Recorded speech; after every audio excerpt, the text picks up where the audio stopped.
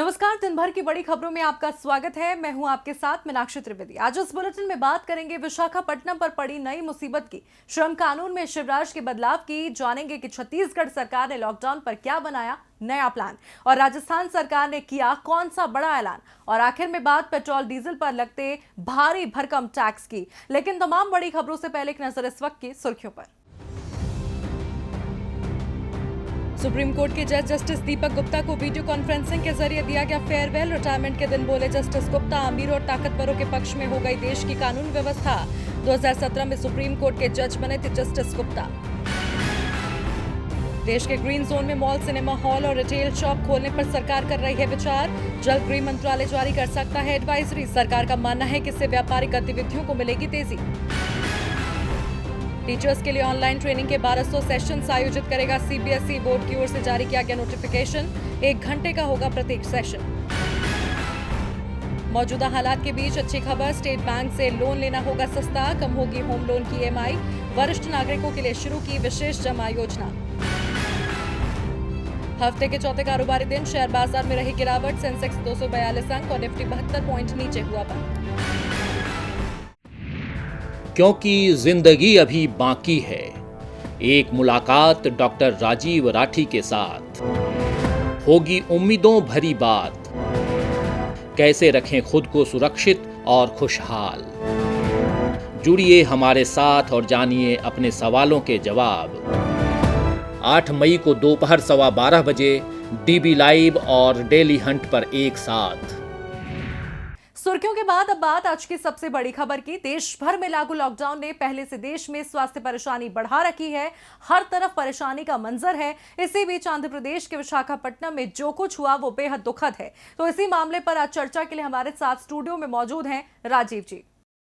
राजीव जी, आपका स्वागत है। धन्यवाद मीनाक्षी। राजीव जी, आज सुबह विशाखापट्टनम से बेहद दुखद खबर सामने आई है। हम पहले भी ऐसी एक घटना भोपाल में देख चुके हैं और उसके बाद विशाखापट्टनम में ये बड़ा हादसा। आखिर लापरवाही किसकी रही जिससे इतना बड़ा हादसा हुआ? जी मीनाक्षी, आंध्र प्रदेश के विशाखापट्टनम से जो गैस लीकेज की खबर आई है वो वाकई परेशान और दुखी करने वाली खबर है। आज से 3 दशक पहले देश भोपाल में ऐसी ही एक दुर्घटना का साक्षी बन चुका है, जिसके जख्म जो हैं वो आज भी हरे हैं। आपको बता दूं कि जहरीली गैस एलजी पॉलीमर प्लांट से निकली है, जो पिछले 40 दिनों से बंद था क्योंकि देश में पूर्णबंदी लागू थी। अब जबकि थोड़ी रियायत दी गई है तो इस प्लांट में भी काम दोबारा शुरू किया जा रहा था।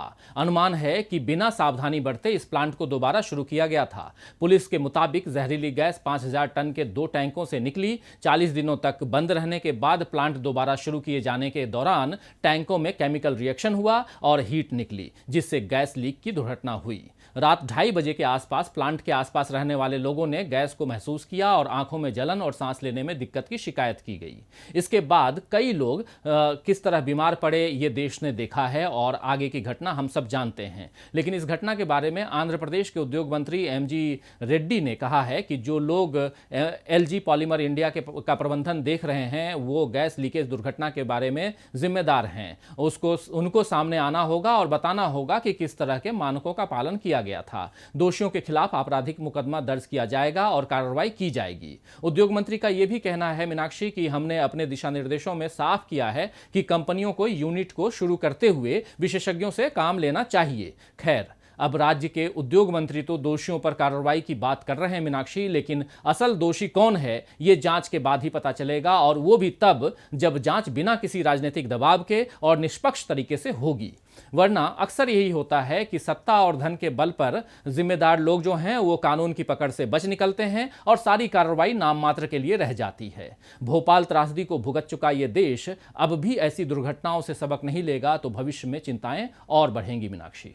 बहुत बहुत धन्यवाद राजीव जी आपका तमाम जानकारियों के लिए। अब बढ़ते हैं अपनी अगली खबर की ओर। देश भर में जारी पूर्णबंदी के तीसरे चरण में भले ही गरीब कामगारों की मुसीबत कम करने के लिए सरकार ने स्पेशल ट्रेन चलाने का आदेश दिया हो, लेकिन उनकी मुसीबतें अब भी कम नहीं हुई हैं, क्योंकि 40 दिन से बेरोजगार मजदूरों पर अब रेल किराए का भार पड़ गया है। भले ही सरकार रेल किराया लेने के दावे को झूठा बता रही हो, लेकिन महाराष्ट्र से जो मजदूर श्रमिक स्पेशल ट्रेन से अपने घर लौटे हैं, उनके बयान सरकार के दावों की पोल खोलते नजर आ रहे हैं। क्या है पूरा मामला, इस रिपोर्ट में देखिए।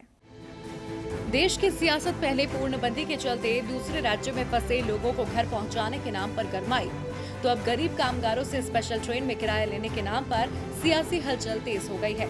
केंद्र सरकार का कहना है कि श्रमिक स्पेशल ट्रेनों से यात्रा करने वाले प्रवासी कामगारों से कोई रेल भाड़ा नहीं लिया जा रहा है। स्पेशल ट्रेन को लेकर रेलवे के एक प्रवक्ता के मुताबिक जारी गाइडलाइंस के तहत श्रमिकों को भेजने वाला राज्य रेलवे को किराया चुकाएगा। राज्य ये तय करेगा कि वो इसका भार खुद ढोए या यात्रियों से ले या आपसी बातचीत से उन राज्यों से ले जहां ट्रेन जा रही है या किसी दूसरे फंड से ले। ये पूरी तरह से उन पर निर्भर है। रेल मंत्रालय के मुताबिक रेलवे स्टेशनों तक लाने और रेलवे स्टेशनों से उन्हें जरूरी जांच पड़ताल के बाद उनके आगे की यात्रा की व्यवस्था करना भी संबंधित राज्य सरकारों की जिम्मेदारी है। सरकार का कहना है 85% खर्च रेलवे उठा रहा है और 15% संबंधित राज्य सरकारों को वहन करना है।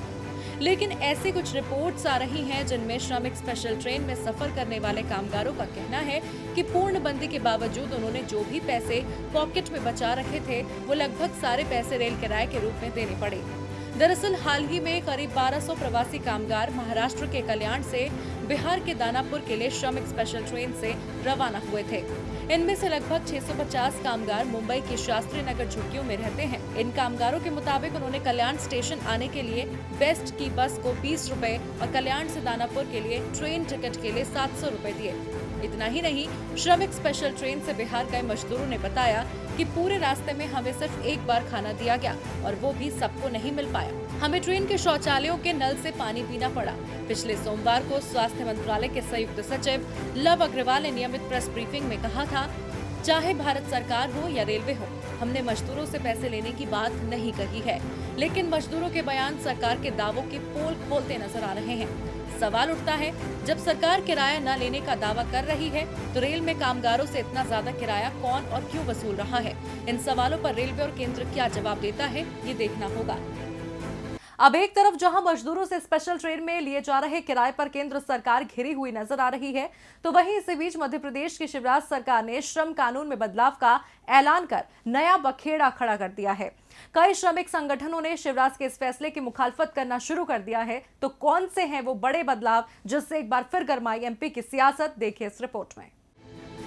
मध्य प्रदेश में लगातार खराब होते स्वास्थ्य हालात के चलते पहले ही शिवराज सिंह चौहान की सरकार विपक्षी दलों के तल्ख तेवर झेल रही है, तो वहीं आज जो फैसला सूबे की बीजेपी सरकार ने लिया है उस पर शिवराज की परेशानी बढ़ना तय है।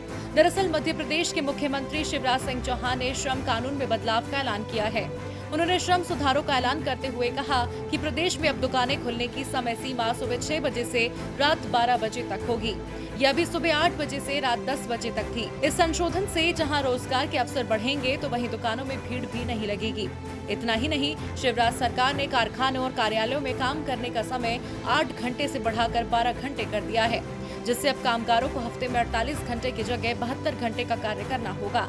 सीएम ने कहा कि अवसर है जब हम अपने नियमों को समय के हिसाब से बदलें, उनका सरलीकरण करें, ताकि देश और दुनिया से अन्य स्थानों पर जा रहे उद्योगों को अपने प्रदेश में लाया जा सके। इसीलिए हमने कानून में समय के अनुरूप सरलीकरण किया है। आपको बता दें, एक तरफ जहां पूरा देश स्वास्थ्य मुसीबत से जूझ रहा है और कामगार दूसरे राज्यों में फंसे हुए हैं, वहीं दूसरी तरफ मध्य प्रदेश सरकार का ये फैसला हैरान करने वाला है। हालांकि काम के घंटे 8 से 12 किए जाने के खिलाफ अब मुखालफत का दौर भी शुरू हो गया है।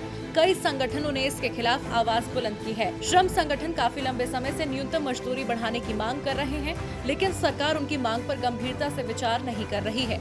लेकिन उद्योगों की जरूरत को देखते हुए मजदूरों से 8 घंटे की बजाय 12 घंटे तक काम लिए जाने का ऐलान कर रही है। यानी सरकार की मंशा श्रमिकों का न्यूनतम वेतन बढ़ाने की नहीं है। यदि मजदूरी ज्यादा चाहिए तो काम ज्यादा देर तक करना होगा और आराम के लिए समय नहीं मिलेगा। ऐसे में अब शिवराज के फैसले पर विपक्ष क्या प्रतिक्रिया देता है, ये देखना होगा।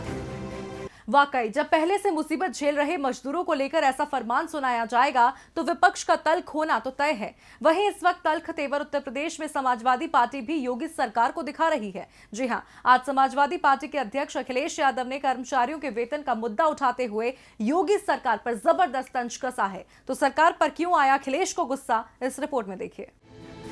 उत्तर प्रदेश के पूर्व मुख्यमंत्री और समाजवादी पार्टी के अध्यक्ष अखिलेश यादव इन दिनों सोशल मीडिया पर काफी सक्रिय नजर आ रहे हैं।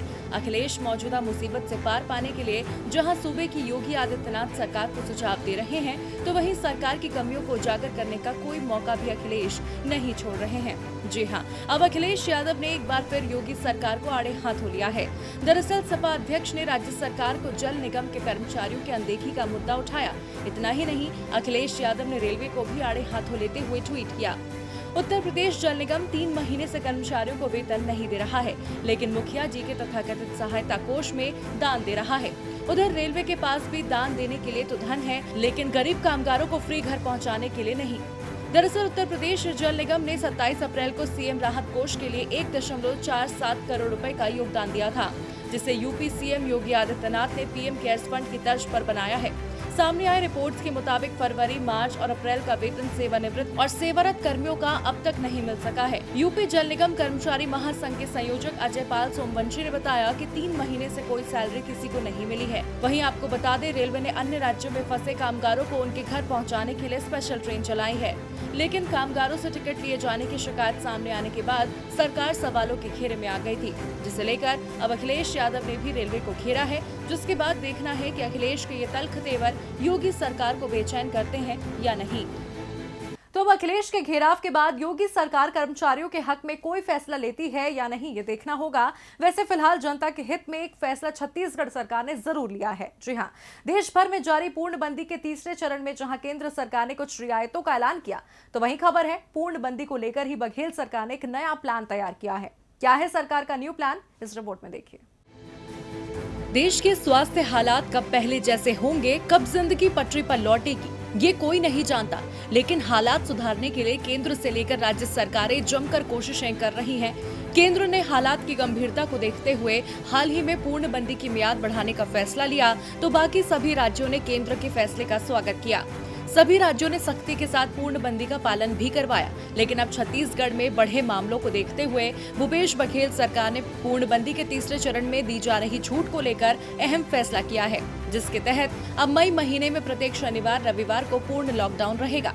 यानी पूर्णबंदी 1 और पूर्णबंदी 2 की तरह सिर्फ दूध, सब्जी, दवा जैसी अत्यावश्यक सेवाएं ही चालू रहेंगी।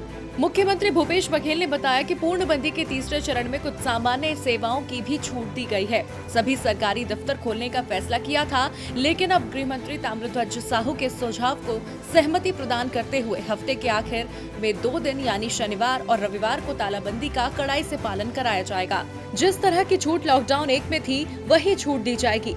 जरूरी सेवाओं को छोड़कर अन्य सेवाओं पर पूर्ण रोक लगी रहेगी। आपको बता दें, छत्तीसगढ़ सरकार मौजूदा स्वास्थ्य मुसीबत से निकलने के लिए जमकर प्रयास कर रही है। साथ ही सूबे की जनता की परेशानियों को दूर करने के लिए भी जरूरी कदम उठा रही है। हाल ही में बघेल सरकार ने राज्य में आर्थिक गतिविधियां शुरू करने के भी निर्देश दिए थे, ताकि राजस्व को हो रहे नुकसान को कम किया जा सके और साथ ही गरीब कामगारों को काम दिया जा सके। हाल ही में एक रिपोर्ट सामने आई थी, जिसमें मनरेगा के तहत पूरे देश में सबसे ज्यादा लोगों को रोजगार देने के मामले में छत्तीसगढ़ सरकार नंबर 1 है।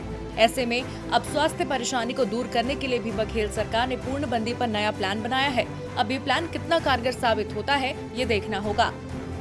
अब स्वास्थ्य मुसीबत से निपटने के लिए राज्य सरकारें भी काफी सक्रिय नजर आ रही हैं। कोई पूर्णबंदी को लेकर नए प्लान बना रहा है, तो कोई राज्य की सीमाएं सील कर मुसीबत को कम करने की कोशिश कर रहा है। हाल ही में दिल्ली, उत्तर प्रदेश और हरियाणा ने सीमाएं सील करने का फैसला लिया था, तो वहीं अब इसमें राजस्थान का नाम भी जुड़ गया है। जी हां, आज गहलोत सरकार ने भी राज्य की सीमाएं सील करने का आदेश दिया है।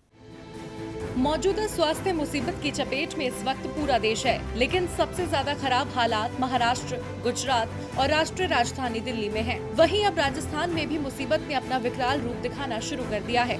राजस्थान में भी बीते दिनों कई मामले सामने आए हैं। इस बीच अब जब पूर्णबंदी पार्ट 3 के तहत राहत मिलनी शुरू हुई है, तो राज्य सरकार ने बड़ा फैसला लिया है। सूबे के मुख्यमंत्री अशोक गहलोत ने राज्य की सभी सीमाओं को सील करने का आदेश दिया है, ताकि प्रदेश में कोई बाहरी व्यक्ति न आ पाए। आदेश के मुताबिक अंतर्राज्यीय आवागमन की अनुमति भारत सरकार के गृह मंत्रालय द्वारा जारी दिशा निर्देशों और शर्तों की कड़ाई से पालन करते हुए ही दी जाएगी।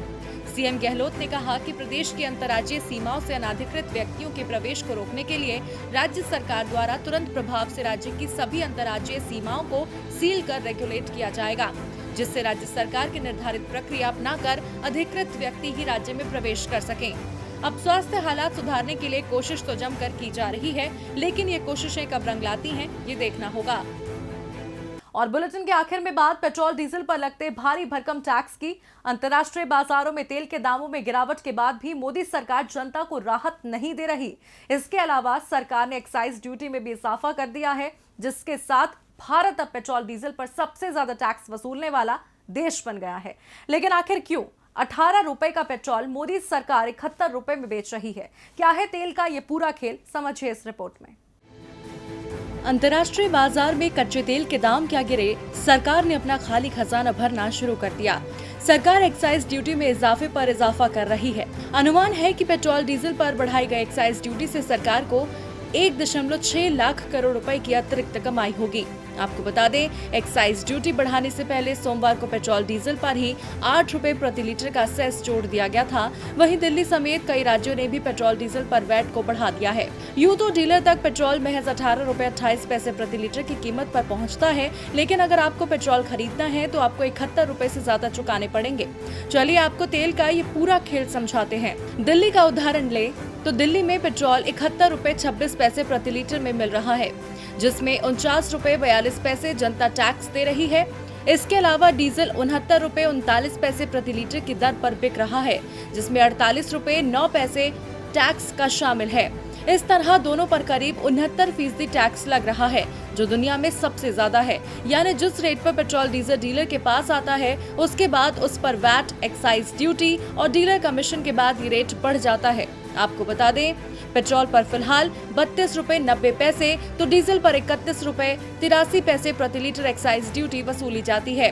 राज्य जो टैक्स पेट्रोल डीजल पर लगाता है उसे वैट कहते हैं। राज्यों में वैट की दर अलग अलग होती है। मध्य प्रदेश, केरल, राजस्थान और कर्नाटक जैसे राज्यों में 30% से ज्यादा तक वैट वसूला जा रहा है। डीलर कमीशन भी राज्यों के हिसाब से अलग होता है। अब सरकार बढ़ी हुई एक्साइज ड्यूटी के जरिए करीब 1.6 लाख करोड़ रुपए की अतिरिक्त कमाई कर रही है, लेकिन कई राज्य सरकारों की अप्रैल में जीएसटी से कमाई में 90% तक गिरावट देखने को मिली है। ऐसे में पेट्रोल और डीजल से सरकारों की बहुत ज्यादा कमाई होती नहीं दिख रही।